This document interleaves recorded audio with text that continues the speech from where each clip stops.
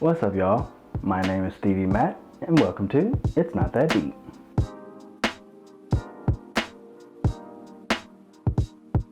So I finally watched the Watchmen, HBO's Watchmen. I know I'm hella late to it, but better late than never, and baby, do I have some feelings about it. But first, let's get it out of the way. Yes, I've read the novel several times. I read it once on my own in high school, then again for a graphic novel class I took in college, and then again the year I decided to reread all the books on my bookshelf. And yes, that was an actual class. This graphic novel was the textbook, Understanding Comics by Scott McCloud. Great book if you want to study graphic novels and comics on an academic level. Highly recommend this book. And now, I'm going to be honest. I love this book. I really do. I absolutely love this book. However, I do not revere it nearly as much as many others do. You know, a lot of its acclaim comes from its meta-commentary on superheroes and heroism and, you know, our society's many pathologies. You know, it's a social commentary on this, that, and the other. But it has some really subpar race and gender politics that I feel just have not aged well at all. But it is still quite the literary achievement, that's undeniable. And a lot of that comes from it, the way it's structured, honestly. That's where I think its real brilliance comes in. So like you have the main plot and everything that it does.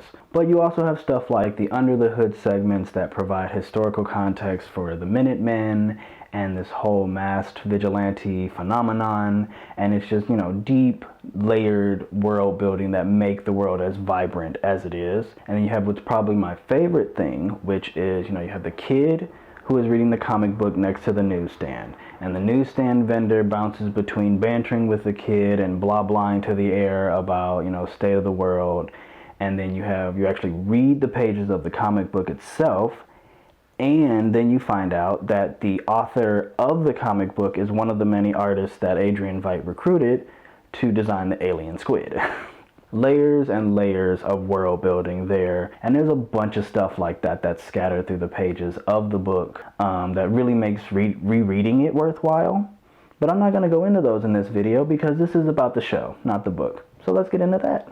So adaptations are inherently challenging, right? Because you have to take somebody else's work, you have to put your own voice into it while also honoring the spirit of the source material. Then you take something as unique as Watchmen, which even Alan Moore, the creator of the book, has said it was written to be a comic book.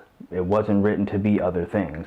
And I kind of agree with him. I see where he's coming from, because when, you know, as a graphic novel, it does things that, you know, I won't say, you know, never say never, but it makes adaptation a very tall order. And the show hits in some ways and it kind of misses the mark in others. So like, you have a conventional non-linear structure to the storytelling in the show. You know, little seeds that are planted at the beginning, little elements that seem disconnected at first, and then they slowly converge and you see how they play into the main story. And I've seen that type of slow burn in other, you know, shows that sort of, you know, things that seem disconnected at first later come into play. So you have little things like the young girl who comes to the newsstand early in the show to buy a bunch of newspapers, and she turns out to be Lady True's mother. And then you have the old guy that makes a passing kind of weird remark to Angela, like in the first episode or something. And he turns out not only to be her grandfather, but also Hooded Damn Justice.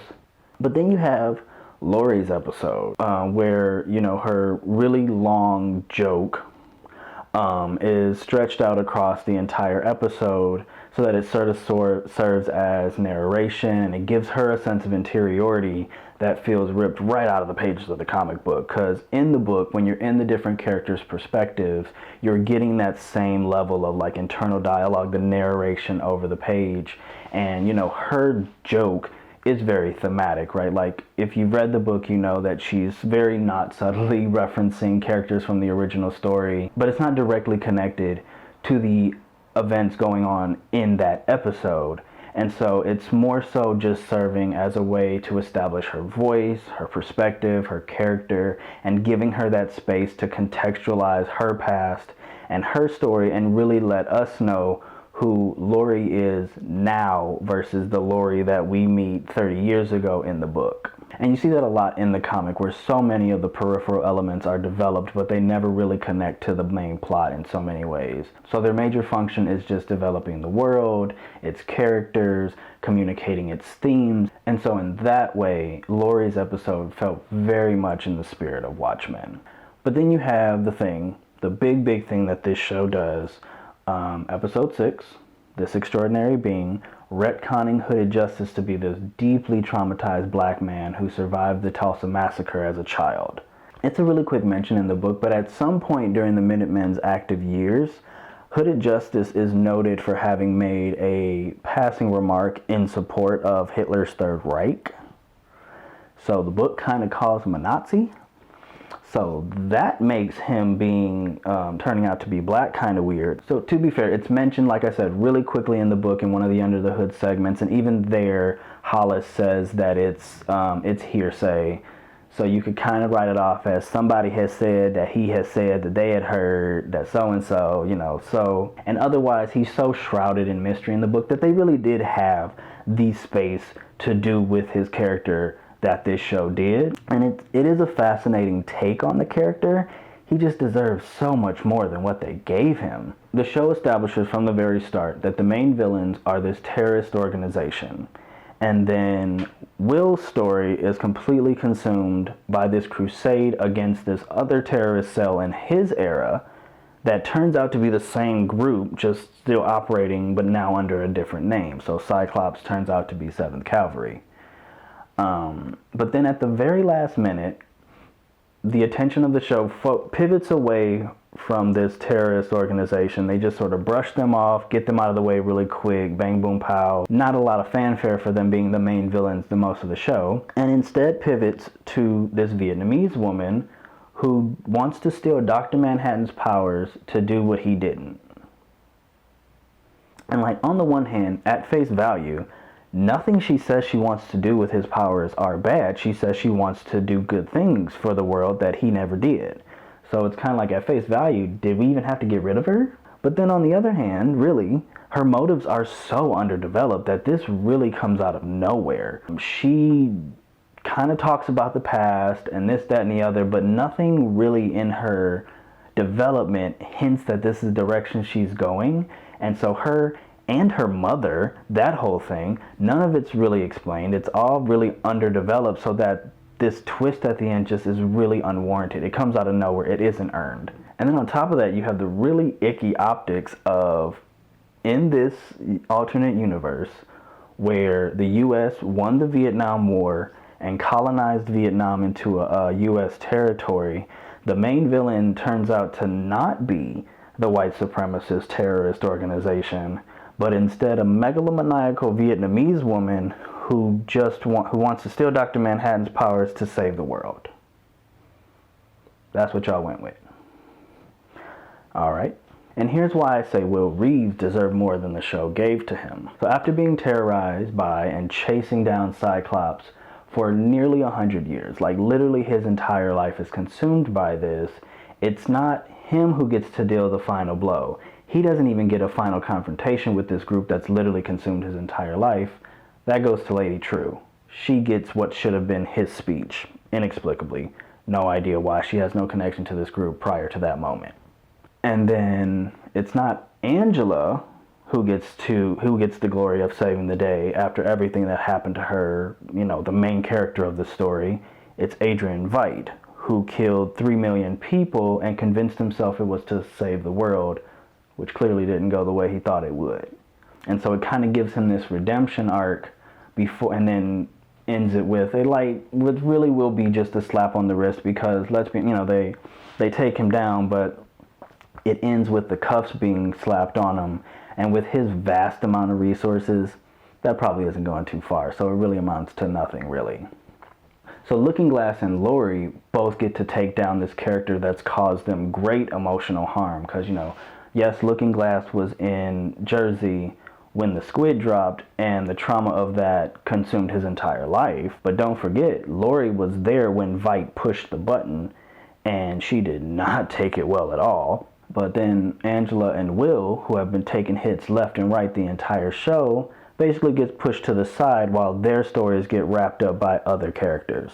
You clearly wanted to write a continuation of characters from the original story. Those are who you really care about and whose stories you want to continue. So why even tease us with these new characters, these black characters, whose stories you make completely about race, if that's not even where you're going to go with the story? Like, what's the point? You could have just made this Lori story and cut out all the rest, because what good did it do? So clearly I was annoyed by the ending of this show. And a habit I'm trying to pick up is, especially with shows like this, is to research a show after I finish it, just to get an idea of what others are saying about it. And I found this really good critical essay about the show that I'll link down below for anyone who wants to read it. But it led me to this article in Vulture, an interview with Damon Lindelof, the creator of Watchmen. Now, I typically leave author's intent out of my analysis because the work should speak for itself. If it needs its hand held by the creator, it already isn't a solid piece of work. But when it comes to work like this that clearly intends to be in direct conversation with real life, I'll sometimes break that rule to see what the creator has to say, and he definitely has some interesting things to say. So the interviewer asks, if you were Adrian Veidt at the end of Watchmen, would you push the button? Would you drop the squid? And Lindelof responds, I think that he could have accomplished the same goal with less of a death toll, but other than that, I find no fault with the plan. I think it's quite brilliant. Really? So all the revolutions happening around the world, the civil rights movement is happening right during the Watchmen's active years. So you have all that literature, all those interviews and speeches by movement leaders explaining, the institutions and social structures that are causing all this social unrest. Yet his best idea for how to create world peace is to kill millions of random New Yorkers in a manufactured alien attack as a means of unifying the world against a common threat. It's giving a little bit Thomas Mathis. It's giving a little Thanos, right? Rather than addressing all the racial and economic inequality fueling this growing conflict, or U.S. imperialism, he's the smartest man in the world, and his analysis mirrors that of typical white liberals who read little more than presidential memoirs and build their entire political identity around MSNBC and CNN. And that's what Lindelof thinks is brilliant. Whatever. So the police are a major part of the show, and here's what he has to say about that. We understand that being a police officer is a dangerous job. At the same time, we understand that there are police officers who are not following the law, who cannot be trusted, who do not behave in ways that are demonstrative of equality. At the end of these 9 episodes, are you going to feel that the police are racist? No. You're going to feel like some are, and you're going to feel like some aren't. Not all cops. In 2019, and this is the driving ethos behind the show addressing these issues, it shows. There has been so much written, not just even historically, but even in just the last 6 years about why this is a lackluster analysis. So I'm not even going to bother regurgitating all of that here. I'm just going to say, if this was the energy you were bringing to this story, I really wish you would have just kept it, honestly. So I feel like that explains a lot about how we got the show that we got. And that's really unfortunate. But whatever. Anyway, Jean Smart was great as Lori. She did a phenomenal job. Regina King and Louis Gossett Jr. as Angela and Will just gave superb performances. Like I said, their characters deserve far more than what the show was willing to give to them, but their performances were undeniably brilliant. So that's all I got for you today. Much like the book it's based off of, the show just doesn't have nearly as much to say as it thinks it does, but it does say it real pretty, Great gowns, beautiful gowns. Hope you enjoyed the video. If you did, go ahead and hit that like button. Feel free to comment down below, but please do keep it respectful. And while you're at it, go ahead and hit that subscribe button so you don't miss another one. And be sure to share with all your friends, because that's what friends do. Alright, thanks again for watching, everybody. Don't forget to moisturize, and I'll see you in the next video.